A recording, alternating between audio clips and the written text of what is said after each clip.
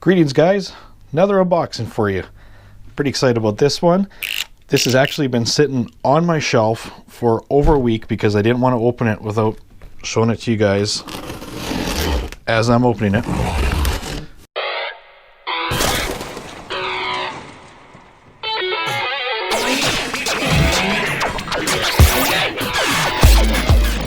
So this truck holds some sentimental value for me.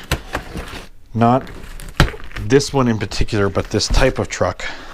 Oh, and there's a clue right there what we're opening. This is a Super Clodbuster. Pretty excited about this. So the reason why this truck has some sentimental value to me is because when I was 13, 14 years old, my parents went through a divorce, and for Christmas that year, my mom decided to give me a Clodbuster.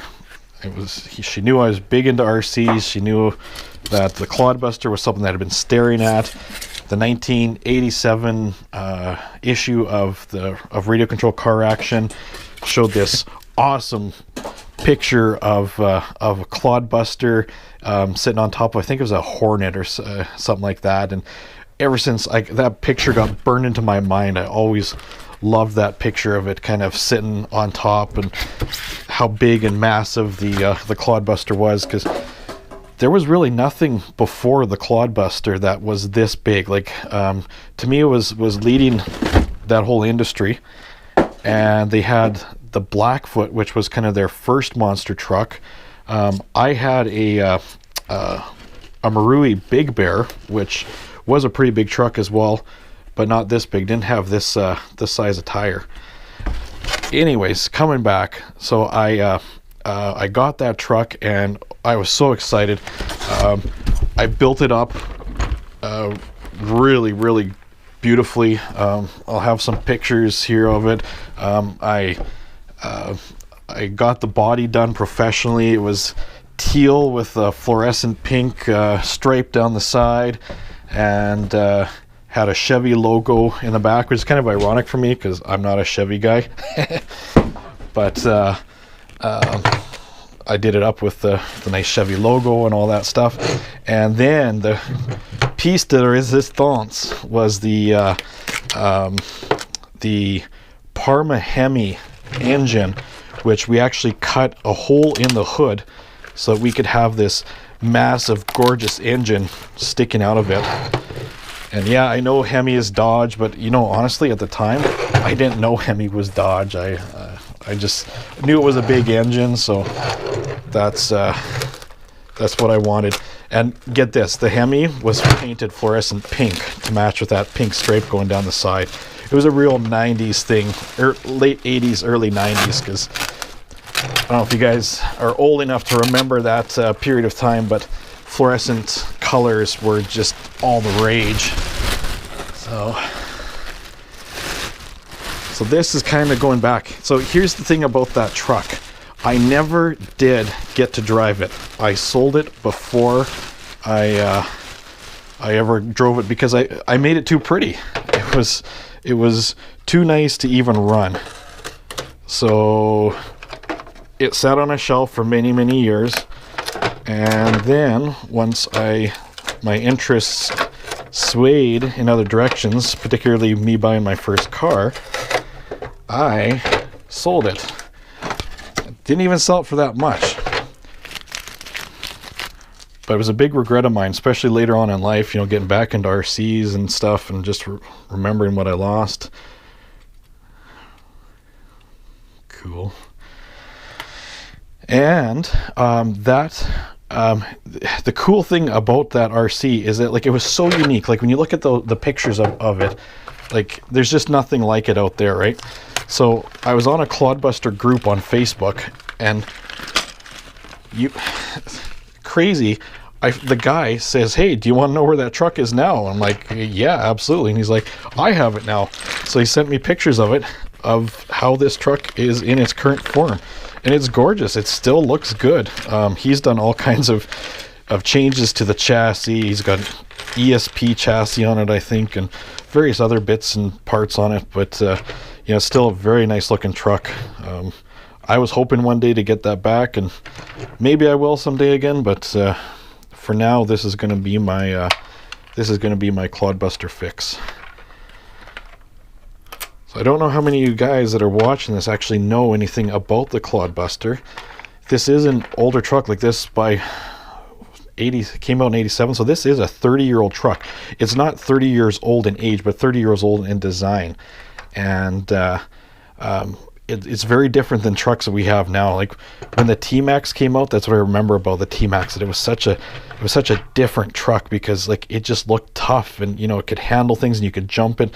When you look at this, you know, like you've got a lot of plastic all over the place, and this is not that different from like a toy grade RC. You've got a lot of toy grade feeling plastics on it, but it's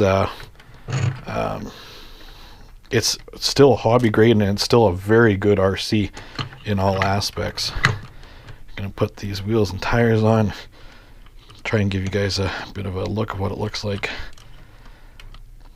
I don't imagine for, you know, somebody who's born, you know, in the 90s, who's into RCs, I don't imagine that Clodbuster is really going to have much appeal to them, because if you haven't grown up with the nostalgic value of this truck, it's just, you know, kind of a cheap imitation.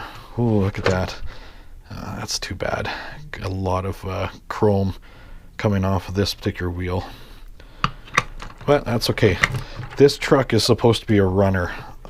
I bought this with the intention that I'm actually going to take it out and I'm going to drive it, because I never got to drive a Clodbuster before.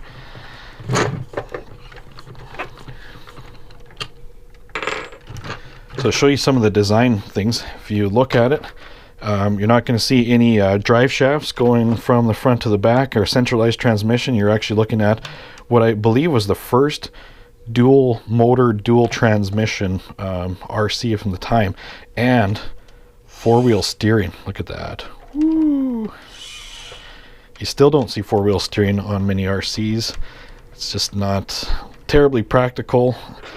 The design that they did with it is, from what I've heard, isn't the greatest, because they've only got one small servo, which is trying to turn all four of these humongous tires. So you know that it's just not going to be the greatest setup. So I'm not expecting stellar performance out of this by any means, but you know, when you go on the Clod forums and you hear about the guys talking about, like, they say it's just a wonderful experience just being able to drive this truck. It's different than a lot of RCs today. They're a lot of fun. It's more classic, kind of old school monster truck. Definitely has a old school monster truck look, kind of like the Taurus and Bigfoot back from, you know, those days. Back in those days, they used military truck axles and frames, which were big and bulky, and they constantly had troubles trying to keep the wheels on the axles because they kept on breaking off. And when you look at this, that's kind of what you see. You see this big bulky chassis and these dual shocks on each wheel, and no dampening, by the way. She's there's like no travel. What the heck? They got some sort of spacer in here, rubber kind of limiter, which I imagine I could take that off and get a little bit more travel out of it. So this truck came from Quebec. I'm in Saskatchewan, so it came over a couple of provinces. I always like buying from Canada, because when you buy from Canada, you don't have to worry about duties. I don't know if you guys know this, because majority of you guys are watching this, you're going to be from the States, but when you buy an RC, when us Canadians buy an RC from you Americans, we get duties knocked onto us at the border, and it's a pain in the butt, because you never know what it's going to be. It's just going to, you know, it's up to the declared value and what type of product it is. So for you to be able to estimate what it's actually going to be when you get it, you never know. So I need to put body posts on, I need to put on roll bar and stuff, so there's still stuff going on, but you can see that's your overall look at the truck. It's a big truck. Let's see if I can put something beside it for scale. Well, we'll use trusty Trail Finder 2. So you can see that those bodies, you know, we're looking at, boy, you know, when you think of that's a small-sized Toyota, and this is a full-sized Chevy. Like, it's not actually a branded Chevy, but everybody knows that this is a square body Chev from the 80s. This should really be quite a bit bigger than that. So Tamiya has always had a little bit of issues with their scale. They're not always right on scale, but when you put the two trucks side by side, you kind of get that idea. It don't look totally off. Big tires still look nice and big, and still a big, impressive looking truck. So I'm gonna spend a little bit of time putting those body mounts on, and I'm gonna put the roll bar on, and then I'll give you a quick little show of it at the end. Hopefully I will get it out and for a drive as well, but I know the truck doesn't have a radio and stuff, so I might not get a test drive on this particular video. Hopefully I will, but can't promise. That took a while. In order to get those body posts in, I had to drop the suspension, and then I had troubles with trying to get one of the steering knuckles back on, and yada yada yada. It wasn't fun, but hey, it's done. Everything's together. So I got to get a radio for this. It has a crystal receiver, like the old style receiver, so I'm going to have to get a different radio for it, or find a crystal, an old battery. But dang, that's a sexy looking truck. I think you got to agree. You know, Tamiya back in the day, they really hit the mark with this thing when they designed it, which is probably why it's survived almost unchanged for like 30 years, right? If you don't respect this truck for what it is, you know, it's crappy suspension, crappy steering, you got to respect it for what it means to us today. If you're a hobby guy, if you're an RC guy, this truck was the one that started a lot of what we're into. This started the T-Max, E-Max craze. It started what would eventually become crawlers and all that stuff. And I don't know why Tamiya, you know, the company that made this truck, you know, they were one of the better ones, and now they've kind of fallen off the map. I'm not sure why exactly that happened, but I think it's a cool truck, and obviously it's got a lot of nostalgic value to me. I'm so happy to have it. Unfortunately, I'm not going to get a drive on this particular episode, but look for a drive on this one very soon. I'll maybe go over a couple more things on it then. Thanks for watching. Have a good day.